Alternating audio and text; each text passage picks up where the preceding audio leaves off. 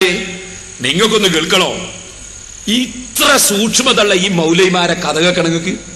ഇതേ ഏഷ്യാനെറ്റില് അന്യ പെണ്ണുങ്ങളുടെ കൂടെ 4 ഒന്നാം നമ്പർ യുവതികളുടെ കൂടെ അവരത്ത് ശരിക്കും മറക്കാത്ത പെണ്ണുങ്ങളെ കൂടെ ഇതേ കായക്കൊടി ഹരീഫ മൗലവി പോയിട്ട് നിന്നിട്ട് അവിടുന്ന് കാന്തപുര ഉസ്താദിന് ടെലിഫോൺ ചെയ്യുന്നു. പെണ്ണുങ്ങളെ നടുവുന്ന് പെണ്ണുങ്ങളെ കൊണ്ട് വിളിപ്പിക്കുന്ന കാന്തപുര ഉസ്താദിനെ പെണ്ണുങ്ങൾക്ക് പള്ളിയിൽ പോവാമോ എന്ന് ചോദിച്ചിട്ട്. അപ്പൊ പെണ്ണുങ്ങൾ ചോദിച്ചപ്പോ ഉസ്താദിന്റെ മറുപടി വന്നപ്പോ പിന്നെ മെല്ലെ ഹനീഫ ഫോണിങ് വാങ്ങിയ ഒരു പെണ്ണിനോട് ഫോൺ വാങ്ങിയിട്ട് പെണ്ണുങ്ങളുടെ തന്നെ ഇരിക്കുകയും നിൽക്കുകയും ചെയ്തിട്ട് കാന്തപുര ഉസ്താദിനോട് ചോദ്യം. ഉസ്താദിന്റെ മറുപടി അങ്ങ് കിട്ടിയപ്പോ അതാ കിടക്കുന്നു ധരണിയിൽ. ഏഷ്യാനെറ്റ് വാർത്ത കിട്ടണേ ഗൂഢാലോചന വേണമല്ലേ? ഞാനും കായക്കൊടി ഈ മൗലവിയും തമ്മിൽ ഗൂഢാലോചന നടത്തിയിട്ടാ ഞങ്ങൾക്ക് അത് കിട്ടിയത്. മൈക്ക് വാങ്ങി, ഞാൻ പറഞ്ഞു ഫോണ് വാങ്ങിനോ മൈക്ക് വാങ്ങി. ഇനിയിപ്പോ അതായിരിക്കും വലിയ വിഷയം. അത് വെച്ചു കൊടുത്താവനെ ആ പെണ്ണുങ്ങളെ കൂടെ മൗലവി പോയിരിക്കുന്നു. ഇത് അവരെ സൂക്ഷ്മത കണ്ടങ്ങൾ ഏഷ്യാനെറ്റ് വാർത്ത വായിക്കുമ്പോ സക്കരിയ സലായി മുഖം മറക്കാണ്. ഒന്ന് വെച്ചു കൊടുത്താ. ഇത് അഗർവാൾ എന്ന് പറയുന്ന വിളിക്കുന്നത്. ഇദ്ദേഹം ഈ അടുത്തിടയ്ക്ക് സുന്നി സമ്മേളനത്തിൽ വെച്ച് ഒരു പ്രസ്താവന നടത്തുകയുണ്ടായല്ലോ. അതായത് സ്ത്രീ പുരുഷ സമത്വം എന്ന് പറയുന്നത് ഇസ്ലാമിന് വിരുദ്ധമാണെന്നൊക്കെ പറയുന്ന തരത്തില്. അത് പറയാനുണ്ടായ ഒരു കാരണം എന്തായിരിക്കും? ഹലോ, സ്ത്രീ പുരുഷ സമത്വമുണ്ട് എന്ന് ചിലർ പറഞ്ഞപ്പോൾ അത് ശരിയല്ലെന്ന് പറഞ്ഞോ? ശരിയല്ല. അതെ, സ്ത്രീ പുരുഷ സമത്വമില്ല എന്നത് എല്ലാവർക്കും അറിയാമല്ലോ. സ്ത്രീ പുരുഷ സമത്വം ആവശ്യമില്ല എന്നാണോ പറയുന്നത്? ആവശ്യമില്ലെന്ന് അല്ല, അങ്ങനെ ഇല്ല, ഉണ്ടാക്കാൻ കഴിയുകയും ഇല്ല. സ്ത്രീ പുരുഷ സമത്വം ഒരിക്കലും ഉണ്ടാവാൻ സാധ്യതയില്ല. പക്ഷേ നമ്മളിവിടെ ഈ ഫ്ലോറിൽ വന്നിരിക്കുന്നവര് മതങ്ങളുടെ നേതാക്കന്മാര് വേറെ പലരും ഇവിടെ വന്നിട്ടുണ്ട്. ഒരിക്കലും അള്ളാഹു അല്ലെങ്കിൽ ഖുറാനിലോ എവിടെയും സ്ത്രീ രണ്ടാം തരക്കാരിയായിട്ട് കാണിച്ചിട്ടില്ല എന്നാണ് പറയുന്നത്. അങ്ങനെയാണെങ്കിൽ സമത്വം ഉണ്ടെന്നല്ലേ അതിനർത്ഥം? രണ്ടാം തരം ഒന്നാം തരം എന്ന വകതിരിവല്ല. പുരുഷന്മാരാണ് സ്ത്രീകളെ നിയന്ത്രിക്കേണ്ടതെന്നും സ്ത്രീകൾക്ക് ഭക്ഷണം നൽകേണ്ടതെന്നും സ്ത്രീകളെ സംരക്ഷിക്കേണ്ടതെന്നും വിശുദ്ധ ഖുർആൻ പറഞ്ഞിട്ടുണ്ട്. അപ്പോൾ സ്ത്രീകളെക്കാൾ കൂടുതൽ പ്രാധാന്യം പുരുഷന്മാർക്കാണ് ആ വിഷയത്തിലുള്ളതെന്നും ഇസ്ലാം പഠിപ്പിച്ചിട്ടുണ്ട്. ബുദ്ധിപരമായും മൊത്തത്തിൽ സ്ത്രീകളെക്കാൾ പുരുഷന്മാരാണ് മുൻപന്തിയിലുള്ളതെന്ന് ഖുർആൻ പഠിപ്പിച്ചിട്ടുണ്ട്. ഇല്ലെന്ന് ആരെങ്കിലും പറയുന്നുവെങ്കിൽ അവർ ഖുർആൻ മനസ്സിലാക്കാത്തവരാണ്. നമ്മൾ അദ്ദേഹം പറയുന്നതിലേക്ക് ശ്രദ്ധിക്കാം. അപ്പോ അതായത് സ്ത്രീ പുരുഷ സമത്വം എന്നൊരു വാക്ക് തന്നെ അവിടെ അർത്ഥമില്ലാതെ ആവുകയാണെന്നാണ് പറയുന്നത് അല്ലെ? പുരുഷൻ സ്ത്രീയെ സംരക്ഷിക്കേണ്ടവനാണ് എന്നാണ് പറഞ്ഞു വരുന്നത്. പുരുഷൻ സ്ത്രീയെ സംരക്ഷിക്കണം, പുരുഷൻ സ്ത്രീയെ വളർത്തണം, പുരുഷൻ സ്ത്രീക്ക് ആവശ്യമായ ഭക്ഷണങ്ങൾ, വസ്ത്രങ്ങൾ, താമസ സൗകര്യങ്ങൾ എല്ലാം ചെയ്തു കൊടുക്കണം എന്നാണ് ഖുർആനിന്റെ അധ്യാപനം. പണ്ട് പുരുഷന്മാരെ സംരക്ഷിക്കണം എന്ന് സ്ത്രീകളോട് പറഞ്ഞിട്ടില്ല. പള്ളി പ്രവേശത്തെ കുറിച്ച് താങ്കളുടെ അഭിപ്രായമാണ് ഇവിടെ പ്രധാനമായി വിഷയീഭവിക്കാനുള്ള കാരണം. സ്ത്രീ പുരുഷ സമത്വം ഇല്ലെന്നുള്ളത് കഴിഞ്ഞു, അത് മറ്റൊരു വാദമാണ്. അതെ, പള്ളിപ്രവേശമാണ് പ്രധാന വിഷയമായിട്ട് വന്നിട്ടുള്ളത്.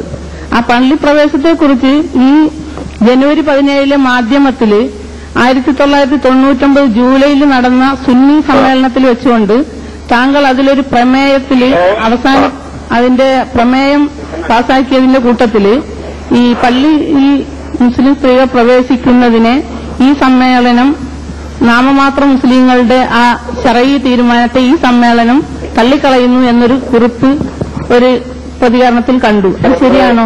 നിങ്ങൾ വായിച്ചതോ പത്രക്കാർ എഴുതിയതോ തെറ്റിയിട്ടുണ്ട്. മുസ്ലിം സ്ത്രീകൾ പ്രവേശിക്കാൻ പാടില്ലെന്ന് മാത്രം മുസ്ലിങ്ങൾ പറഞ്ഞു എന്ന് ഞങ്ങളുടെ പേരിൽ ആരോപിക്കുകയാണ്. മറിച്ച് ഞങ്ങൾ പറയുന്നത് അങ്ങനെയല്ല. പക്ഷെ പത്രത്തിൽ മറിച്ചൊരു പ്രതികരണം അദ്ദേഹം പറയട്ടെ എന്താണെന്ന്. ഞങ്ങൾ പറയുന്നത് പള്ളിയിൽ പ്രവേശിക്കൽ സ്ത്രീകൾക്ക് നിഷിദ്ധമാണ് എന്നല്ല. പരിശുദ്ധ മസ്ജിദുൽ ഹറാം അത് പള്ളിയാണ്.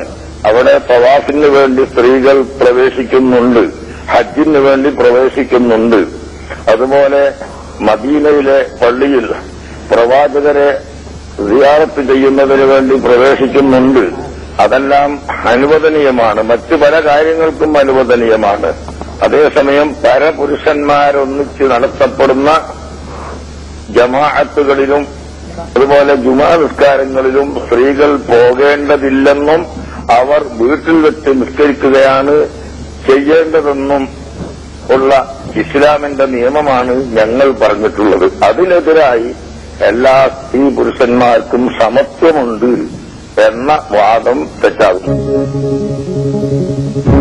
സ്ത്രീകൾ പള്ളിയിൽ പോകുമ്പോൾ എങ്ങനെ പോകണം, സുഗന്ധദ്രവ്യം ഉപയോഗിക്കാൻ പാടില്ല, ആകർഷകമായ വസ്ത്രം ധരിക്കാൻ പാടില്ല എന്ന് ഇമാം ഷാഫി തന്റെ ഗ്രന്ഥത്തിൽ തന്നെ സൂചിപ്പിച്ചിട്ടുണ്ട്.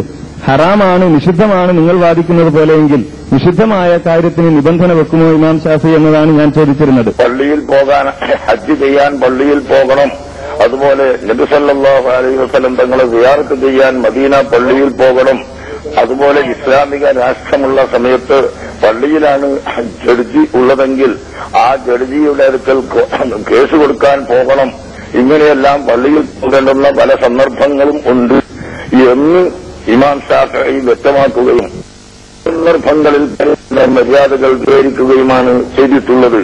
അല്ലാതെ പരപുരുഷന്മാരോടൊന്നിച്ച് എല്ലാ സമയവും ജുമുഅക്ക് പോകണം എന്നും ആ ജുമുഅക്ക് പോകേണ്ട മര്യാദകൾ ഇന്നതാണെന്നും ഇമാം ഷാഫിഈ പറഞ്ഞിട്ടില്ല. ഇവിടെ ഞങ്ങൾ ഈ ഒരു ചർച്ച സംഘടിപ്പിച്ചപ്പോൾ സുന്നി ഫാക്ഷനിലുള്ള ഒരുപാട് പേരെ ഞങ്ങൾ ക്ഷണിച്ചിരുന്നു ഇതിൽ പങ്കെടുക്കാനായിട്ട്.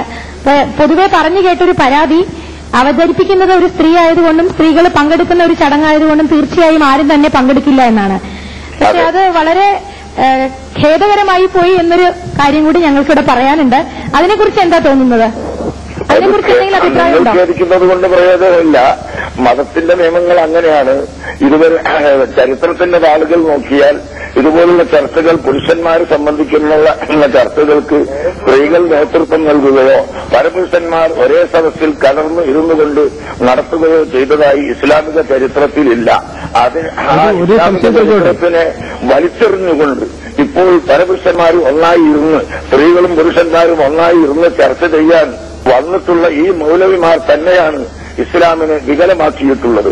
അവരാണ് ഇസ്ലാമിന്റെ നിയമങ്ങളെ മാറ്റിമറിച്ചിട്ടുള്ളത്. അതുകൊണ്ട് വന്നിരിക്കുന്ന ഇസ്ലാമുകളായിട്ടുള്ളവരെല്ലാം ഇസ്ലാം വിരുദ്ധമായി ജീവിക്കുന്നവരാണെന്നാണോ പറഞ്ഞു വരുന്നത്? അപ്പോഴാ ഹനീഫ മൗലവിന്റെ മുഖം കണ്ട് താണുപോയത്. ഉസ്താദിന്റെ മറുപടി കിട്ടിയപ്പോ ഈ പെണ്ണുങ്ങളെ കൂടെ പോയി ഇരുന്നിട്ട് മൗലവിമാര് അവിടെ നിന്ന് ചോദിക്കാണ് കാന്തപുരം ഉസ്താദിനെ പെണ്ണുങ്ങളെ കൊണ്ട് പിടിപ്പിക്കാന്. എന്നിട്ടാ മൗലവി പറയുന്നത് ഏഷ്യാനെറ്റ് വാർത്ത വായിക്കുന്ന പെണ്ണുങ്ങളെ മുഖത്ത്